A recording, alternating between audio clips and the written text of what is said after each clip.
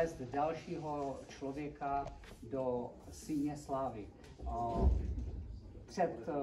Bude to už 7. člověk v síni slávy, 6 důležitých, významných osobností, které českého bridge, kterými se postupně stali pro český bridge, jsou rok po roku vyhlašováni a letos máme ještě pořád zásobu těch, kteří si do té síně slávy zaslouží postoupit a navíc nám rostou další, kteří jistě brzy slavní budou. A letos uvádíme do síně slávy někoho opravdu, ale opravdu velice speciálního. A výjimečného. Teda nevím, jak si...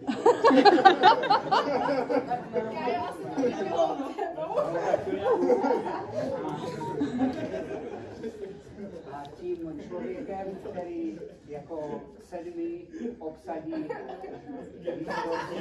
je to veliké napětí, pan Filip to není, ne? I když je 4 hvězdičkový, tak tím člověkem je...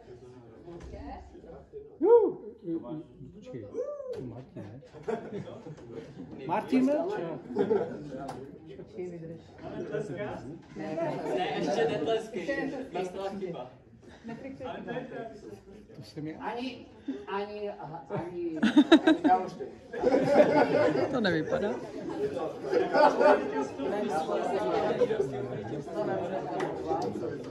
Já vím, co to je záhra, ale nevím, co bez čistá. To měl být tak velkolepý moment. Tady se bridge kdysi začal hrát.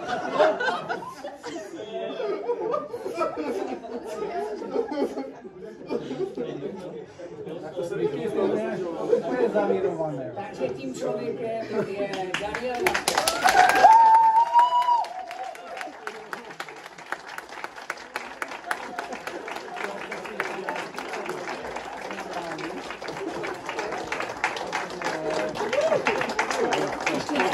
Ještě mu budeme tleskat, než si projdeme prezentaci. Dan to do teďka nevěděl. Měl to být... My s Danem vždycky určujeme, kdo to bude. A nějak se to zvrtlo, že Martina Melčáka posuneme kousek dál, ale všechno jsme se snažili, aby to do poslední chvíle bylo, i Martin byl seznámen s tím, že letos to nevyjde. Ale... Já jsem ji revidoval ještě. Tak pojď, prosím tě. Já tam nejdu. To je podraz, jo. Dan vlastně je jeden ze zakladatelů Havířovské bridgeové akademie a to, že nás je tady tolik a že máme tolik úžasných a skvělých hráčů, je hlavně jeho zásluha. A protože kromě toho, že je skvělý hráč, tak je... To někteří poznají. Tak je taky organizátor s tak neutuchající energií, že se stalo něco, o čem nám říkají naši kamarádi a kolegové z jiných bridgeových klubů, že to nechápou, jako jak to tady je a co to tady jako může být, že je to zázrak, že oni se o to pokoušejí desítky let a nic takového se jim, že to prostě nejde. Ale když je v našem středu někdo takový, tak jako je Dan, tak pak jde úplně všechno. Asi si teda jako projdeme. Já jenom chci říct, že to, že hraju bridge, je a ten, kdo založil Havířovskou bridgeovou akademii, je tady ten skromný Jarda, jo, takže bez něho by nikdy nic nebylo, jenomže on vždycky zakazoval ho kdekoliv navrhovat na ocenění a tak dále, takže to odkládám na dobu, kdy on se nebude moci bránit. Až bude mít Havra 50 let. Havra má teď 25, takže mít 50, tak to už asi nebudu mít sílu, abych protestoval. A jinak teda musím říct, že opravdu nevím, jestli to je na mě vidět, protože já jsem už přijel spocený. Soňa ví, že jsme se vraceli pro podklady na členskou schůzi a podobně. Ale já jsem ještě při uvítání Martina, říkám, tak doufám, že se těšíš. On se těší. Celý týden říkám, Niky, ukaž mi tu prezentaci o Martinovi, ať tam náhodou není nějaká chyba, aby to zkontroloval. No. Takže už chápu, proč mělo všechno tolik času. Takže já teda děkuju za to.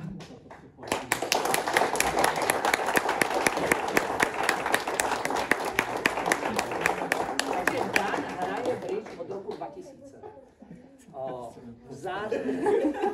V září 2000 jsme spustili bridgeovou akademii, předtím jsme se vydávali s Danem na volejbale a tam jsme si, my vysoké volejbalové postavy, jsme se rozhodli, že budeme drtit ty lidi jiným způsobem než volejbalem. A založili jsme si bridgeovou akademii. A Dan tehdy ještě bridge vůbec neuměl, ten je taky, kromě toho, že je jedním ze zakladatelů, tak je taky jedním z prvních nováčků, ano. Ale učil se docela rychle. V roce 2001, teda v první půlce roce 2001, v tom prvním roku, co jsme měli na začátku, já už nevím ani člověče, kolik jsme jich tak mohli mít, ale vím, že první ročník nám přežilo 6 dětí. Takže do druhého ročníku postoupilo 6 dětí, tak jsme vymýšleli různé způsoby, jak hrát turnaj s 6 dětskama. A Dan v tom druhém pololetí už jako jsme zkoušeli objíždět nějaké turnaje, první turnaj v Rožnově pod Radhoštěm, někdy kolem března v roce 2001.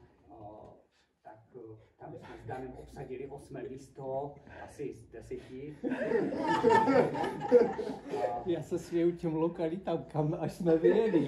V porovnání s tím, kam jezdíte teď vy. Já jsem říkala, že velkou cenu Olomouce tady už opravdu asi nikdo nepamatuje. No to asi ne, no. Bohužel někteří z nás. To byla naše první velká cena společná a ještě v tom roce jsme byli i v Novém Městě nad Metují. No a tam vlastně o prázdninách jsme jeli na ten bridgeový týden, co provozovali Ostraváci, Bob Kocián, myslím, v té době. Tak a takhle jsme to jako rozjeli. Někteří, nebo možná, že tak půlka z vás ještě nebyla na světě. A co tady jste? Dál už vás bude provázet Nikol. Ještě ona bude provázet tu prezentaci. Nebudu. Ne, Tak první bych ráda řekla o nějakých úspěších, které získaly na velkých cenách. Největším úspěchem z velkých cen je určitě první místo se Soňou, které získali v roce 2019 na Velké ceně Prahy. A za zmínku určitě stojí z roku 2007 Velká cena Prahy, kde ačkoliv získali neuvěřitelných 63% s Kamilem Žilkou, tak si odvezli domů v uvozovkách jenom bronzovou medaili. Jinak z velkých cen má se Soňou ještě třetí místo a s Luckou Kohutovou byli na Perníkovém trefu druzí vlastně loni, takže to je asi nejčerstvější takový největší úspěch. Na mistrovství Českých republik má největší úspěch s Magdou Tichou, kdy v roce 2009 na topovém turnaji získali 6. místo a jinak si můžete prohlédnout další krásná umístění do první desítky. Jestli můžu k Magdě Tiché. Magda Tichá je nejslavnější bridžistka České republiky. Je to naše odklankyně, první členka Síně slávy. My jsme si ji ukazovali, že?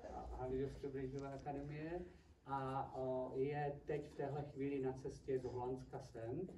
Bylo domluveno, že když to stihne, že přijde se podívat a pogratulovat Danovi, že k němu postoupil do Síně slávy. Ale očekávaný příjezd je v 11 hodin a pak se půjde spát, takže bohužel ji tady neuvidíme. Tak.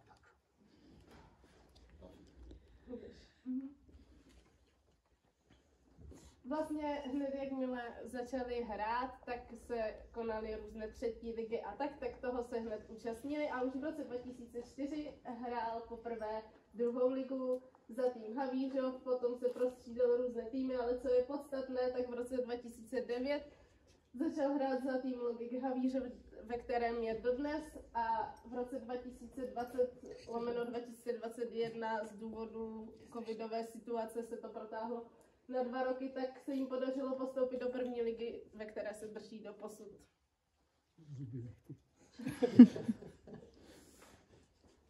Rovněž má za sebou mezinárodní akce, jedna je z loňského listopadu, října, nějak tak.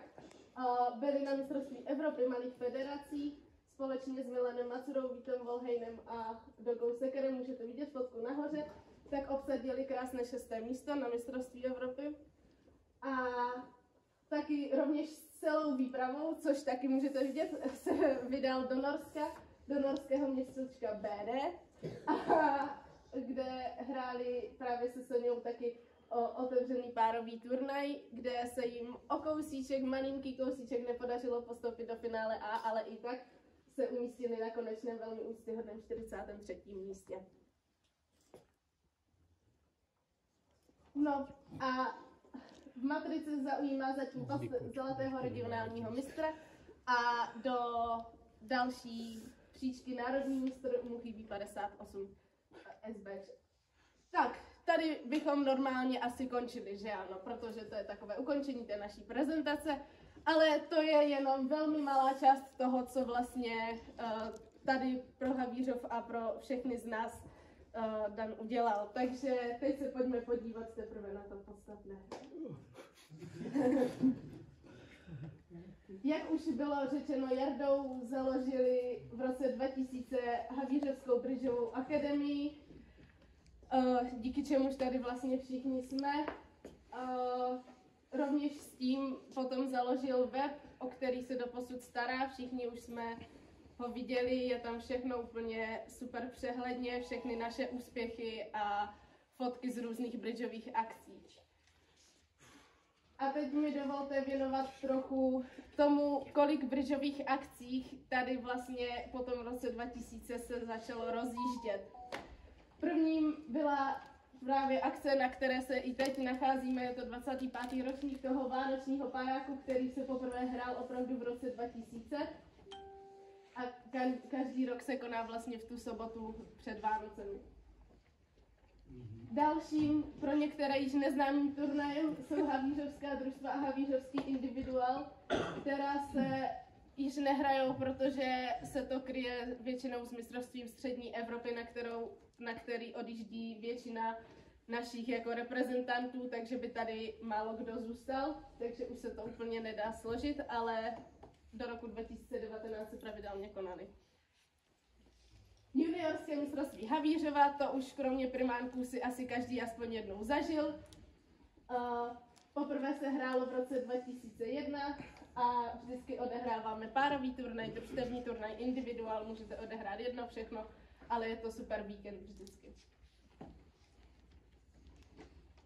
Dostáváme se k velké ceně Havířova, která poprvé se konala takzvaná malá cena Havířova v roce 2002, které se zúčastnilo 22 párů a hned rok na to už získala ten post velké ceny Havířova a od roku 2003 se konala tím pádem to s menší pauzou, ale od roku 2014 se z jednodenní akce stala akce celovíkendová a přidalo se k ní i vedlejší týmový turnaj. Všem jistě dobře známe soustředění, na které se poprvé jelo v roce 2002 právě do Pstruží, kde se taky jezdí nejčastěji. se konávalo o pololetních a teď už se konává o velikonočních prázdninách. Je to super 4denní vlastně akce, během které stihneme odehrát jak skupinovku, párový turnaj, individuál i týmový turnaj a je tam hlavně spousta zábavy i přes večer a tak, takže za to moc děkujeme. Bridgeový maraton u Tomečku už taky nepamatují úplně všichni. A poprvé se hrál v roce 2002, kdy celý ten vlastně víkend se podařilo ovládnout právě Danovi. Hrálo se 5 turnajů, 2 družstevní, 2 párové a 1 individuál, takže z toho celého, když se to sečetlo, tak highscorerem se stal právě on. Jinak ten turnaj probíhal tak, že jsme se sešli v sobotu ráno a rozcházeli jsme se v neděli ráno.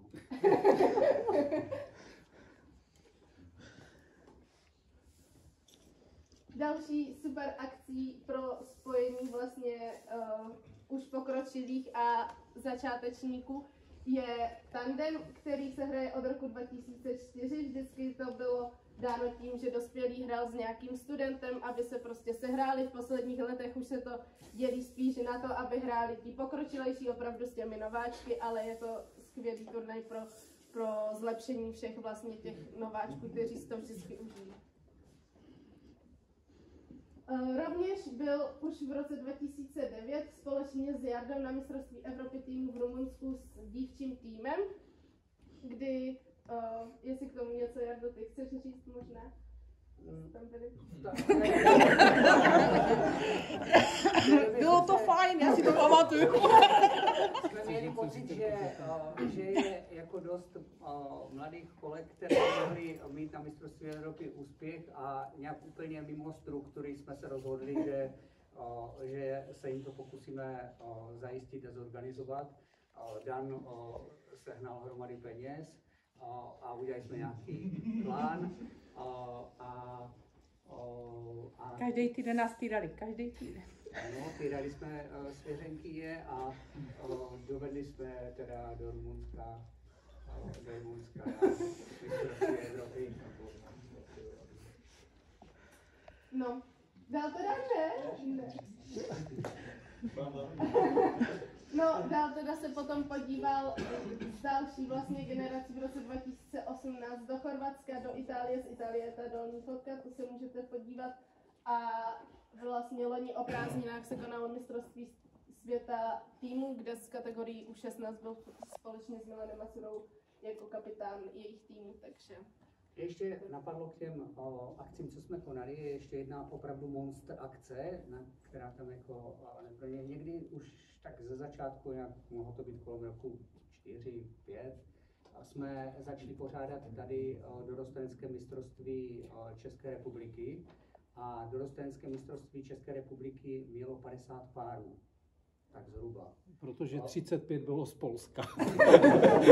Zařídili jsme, že jsme pozvali ekipu z Polska, přijeli 2 autobusy Poláků a 3 auta Čechů. Ty jsme jim zařídili ubytování a trenéry to všechno jako spunktovali a taková akce, že by v republice bylo ani velké ceny neměly tolik párů, jako mělo to dorostenecké mistrovství v Havířově do 15 let, tak to byl taky ještě náš takový majstrštyk, co jsme tehdy dělali. A vím, že třeba Martin Čibut nám tam pomáhal tím, že nás zajišťoval finančně, že jsme měli co rozdat za cenu. Tak to tam ještě nepadlo, tak mi to napadlo, že ono by se našlo za těch 25 let lecos. A poslední slide. Ano, můžeš. Kromě toho, že teda může za to, že vychováváme všechny vás, kteří jste začali hrát bridge, tak od malička vychovává mě zvukem. A myslím si, že to je jako dobré říct, protože je mu těšíme za to, že ten bridge vůbec hraje. Děkujeme!